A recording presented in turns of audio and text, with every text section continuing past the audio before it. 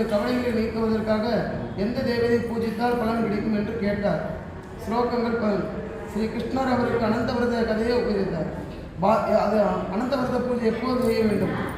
பாத்ரபத மாதம் சுக்லபட்சம் சதுர்தசி தினம் அன்று மிகுந்த பக்தி ஸ்ரத்தையுடன் அனந்தவிரத பூஜை செய்தால் பாவங்கள் நீங்கும், துக்கம் விலகும் என்கிறார்.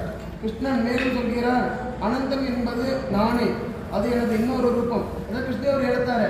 அனந்தம் பாது நானே, இன்னொரு ரூபம் நான் கிருஷ்ணாவும் இத்தனை எழுத்தாரு. புருஷர்களும் ஸ்திரீகளும் அனுஷ்டிக்கும் அனந்தவிரத பூஜை எங்கு செய்கிற பூஜையே ஆகும், எனக்கு செய்கிற பூஜை ஆகும். அனந்தா என்ற அனந்தா இது அகம் பார்த்த மரது ரூபம் விபோதத்து. அனந்த என்றால் முடிவற்ற என்று அர்த்தம். முடிவில்லாத ரூபங்கள் உள்ளவன் நான் ஒருவனே, அதை எப்படி புரிந்து கொள்வது என்கிறார்.